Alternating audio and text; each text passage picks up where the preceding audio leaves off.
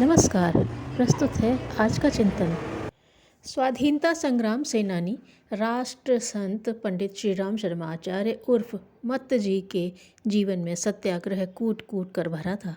श्री राम शर्मा आचार्य जी के हृदय में आज़ादी की आग तभी भड़क उठी थी जब महात्मा गांधी ने देशव्यापी दौरा किया और विद्यार्थियों से गुलामी की जंजीरें मजबूत करने वाली अंग्रेजी शिक्षा पद्धति के प्रति विद्रोह की आग भड़काई। उससे उनके हृदय में स्वाभिमान और स्वाधीनता की आग तीव्र गति से भड़कती चली गई। राजनेताओं के भाषण सुनने के लिए वे दूर दूर तक जाते। स्वयं सेवक के रूप में भर्ती हो जाने के बाद तो आगरा ही उनकी गतिविधियों का केंद्र बिंदु हो गया। श्री कृष्ण दत्त पालीवाल जी ने दैनिक सैनिक की स्थापना की। यहीं से पूज्य आचार्य जी के सक्रिय राजनीतिक जीवन का श्री गणेश हुआ। उन्होंने प्रेस का कार्य, कंपोजिंग, प्रूफ रीडिंग और लेखन आदि प्रारंभ किया। अपना काम इतनी लगन, निष्ठा और कुशलतापूर्वक करते थे कि देखने वालों को भी आश्चर्य होता था।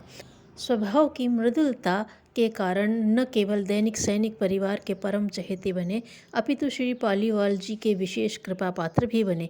उनके क्रांतिकारी गीत न केवल दैनिक सैनिक में छपे, अपितु कानपुर से छपने वाले पत्र विद्यार्थी, जिसके संपादक श्री गणेश शंकर विद्यार्थी थे, में भी नियमित रूप से प्रकाशित होते थे। इन गीतों ने समूचे बंगाल में क्रांति की आग भड़काने में अपूर्व योगदान दिया। पीछे तो किस्मत और मस्ताना जैसी प्रसिद्ध पत्रिकाओं ने भी उनकी रचनाएं प्रकाशित करना प्रारंभ कर दिया। यह गीत अक्सर कांग्रेस के कार्यक्रमों, अधिवेशनों में भी गाए जाते थे। उनके इन गीतों ने जहां एक ओर स्वाधीनता संग्राम सेनानियों का मनोबल बढ़ाया, वहीं क्रांति की ज्वाला भी द्रुत गति से भड़काई। ये गीत दैनिक सैनिक में मत्त प्रलाप शीर्षक से नियमित रूप से छपा करते थे, जिन्हें चिरंजीवी पुस्तकालय आगरा ने सुरक्षित करके रखा। 1935-36 में छपे गीत की पंक्तियां इस प्रकार हैं। देख देख कर बाधाओं को पथिक न घबरा जाना, सब कुछ करना सहन किंतु मत पीछे पैर हटाना। माता व्यथित हुई है कैसे, जल आँखों में भर आया, रोती है जननी यह कैसा, संकट माँ तुझ पर आया। ये पंक्तियाँ बताती हैं कि उनके हृदय में क्रांति की कितनी ज़बरदस्त आग बचपन से ही जल रही थी। यह एक अबूझ पहेली है कि वे ऊपर से उतने ही विनम्र और सेवाभावी थे। एक बार श्री बालकृष्ण शर्मा नवीन आगरा आए और उन्होंने श्री पालीवाल जी से कहा, मैं कांग्रेस के नेताओं से तो बहुत मिल चुका हूँ, मुझे उन स्वयं सेवकों से भेंट कराओ जिन पर गांधी जी की छाप हो। श्री पालीवाल जी उन्हें आचार्य जी के पास ले गए और बोले, यह बालक सच्चे अर्थों में कांग्रेस का सेवक है, कांग्रेस का स्वयं सेवक है।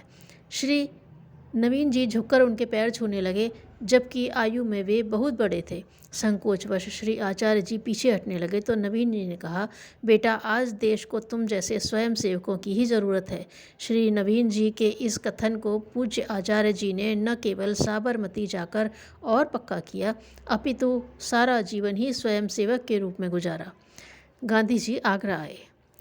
21 दिसंबर 1929 को रावी तट पर संपन्न कांग्रेस के ऐतिहासिक अधिवेशन में 26 जनवरी 1930 को पूर्ण स्वराज घोषित किया गया और देश भर में जुलूस, सभाएं आदि करने का निश्चय किया गया। पूज्य आचार्य जी भी बड़े अरमान लेकर आगरा लौटे। उस दिन आगरा में भी चुंगी कचहरी के सामने भारी सभा हुई। सारे शहर को तिरंगे झंडों से सजाया गया था। सभा में प्रायः 25,000 लोग सम्मिलित हुए। श्री कृष्ण दत्त पालीवाल जी ने झंडा फहराया। मत्त जी अर्थात देश प्रेम में मतवाले। आगरा जिले में वहाँ से प्रायः 40 किलोमीटर दूर कस्बा जरार कांग्रेस सत्याग्रह का मुख्य केंद्र बन गया। उसे कांग्रेस की छावनी कहा जाता था। तब आगरा के कलेक्टर श्री विलियम्स थे। गांव के जमींदार श्री सूरजपाल सिंह अंग्रेज़ों के बड़े खैरख्वाह थे। उन्हें बुलाकर विलियमसन ने डांट लगाई और कहा कि यदि कांग्रेस छावनी जरार से हटी नहीं तो उनकी ज़मींदारी छीन ली जाएगी और हथियारों के लाइसेंस भी छीन लिए जाएंगे। इस बीच पूज्य गुरुदेव आचार्य जी तथा अन्य सत्याग्रहियों सर्वश्री राम बाबू, टीकाराम पालीवाल, पंजाबी शेर मूलचंद, रामचंद्र पालीवाल, अली ठाकुर, मेघ सिंह, उमरेठा, मुरारी लाल तथा गीतम सिंह आदि ने लगातार संघर्ष जारी रखा। एक दिन तो विलियमसन अपनी पुलिस लेकर चढ़ बैठा। एक ओर सूरजपाल सिंह के गुंडे, दूसरी ओर पुलिस। सत्याग्रहियों की भयंकर पिटाई हुई। पूज्य आचार्य जी के हाथ में झंडा था। पुलिस अधिकारियों ने उन्हें इतना पीटा कि वे बेहोश हो गए, कीचड़ में गिर गए। झंडे को मुंह में दबा लिया। बड़ी मुश्किल से पुलिस झंडे को निकाल पाई, सो भी फटा हुआ। आचार्य जी रात भर कीचड़ में पड़े रहे। लोगों ने उन्हें मृत समझा। उन्हें डॉक्टर के पास ले जाया गया। झंडे का टुकड़ा अभी तक उनके दांतों में दबा हुआ था। उपचार के पश्चात जब वे होश में आए तभी वह टुकड़ा निकाला जा सका। यहीं से उनका नाम मत्तजी अर्थात देश प्रेम में मत वाले पड़ा और इसी नाम से पुकारे जाते रहे। आचार्य जी को 6 माह की सज़ा हुई। तमाम अत्याचारों के बावजूद जरार की कांग्रेस छावनी तोड़ी नहीं जा सकी। पूज्य आचार्य जी जेल से लौटे तब तक प्रेस ऑर्डिनेंस द्वारा दैनिक सैनिक के प्रकाशन पर रोक लगा दी गई थी। उनके स्थान पर साइक्लोस्टाइल, सत्याग्रह समाचार, सैनिक आदि प्रारंभ हुआ। उसमें पूज्य आचार्य जी ने बड़ा कार्य किया। प्रशासन ने जगह जगह छापे डाले पर किसी को भी गिरफ्तार नहीं किया जा सका। उसके हॉकर्स तक गिरफ्तार हुए, जुर्माने हुए, सजाएं हुई, पर समाचार संचार का कार्य सरकार किसी भी तरह रोक नहीं पाई। अब पूज्य आचार्य जी समर्पित भाव से आंदोलनों में भाग लेने लगे। श्री मोतीलाल नेहरू जी के आह्वान पर प्रारंभ हुए विदेशी वस्त्र और ब्रिटिश वस्तुओं के बहिष्कार में उन्होंने बढ़ चढ़ कर कार्य किया। इस कार्य में आगरा जिला सबसे आगे रहा।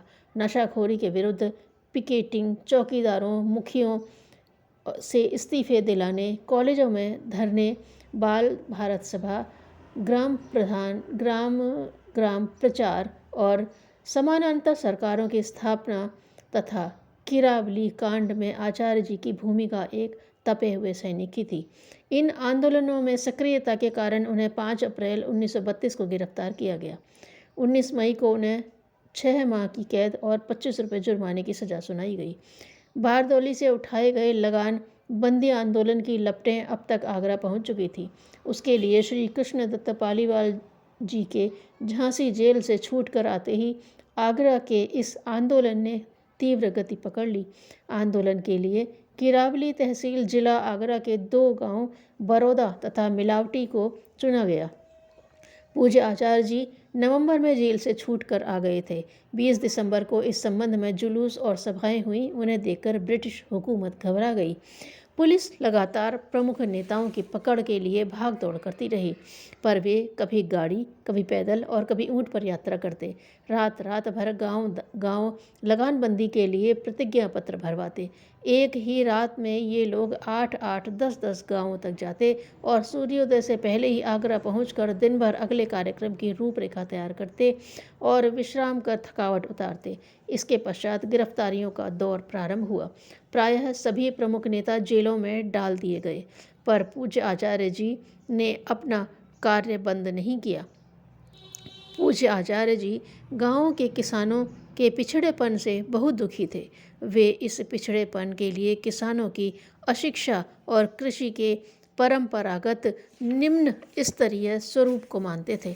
इसके लिए उन्होंने 1 पैसा मूल्य की पुस्तकें लिखी, जिनका उद्देश्य उन्नत किस्म की खेती, बीजों के रखरखाव, खाद की वैज्ञानिक विधि, फसली बुखार, पशुओं के रोग आदि की किसानों को जानकारी देना था। पुस्तकें वे न केवल घर घर पहुंचाते थे, अपितु हाट बाजारों में भी जाकर बेचते थे। अधिकांश पुस्तकें तो मुफ्त जाती थीं। क्षतिपूर्ति का कोई उपाय नहीं मिला तो अपनी धर्मपत्नी की सोने की हंसली बेच दी। पर यह कार्य उन्होंने लंबे समय तक चलाया। उनका यह तप ही किसान आंदोलन में उनकी एक छत्र सफलता के काम आया।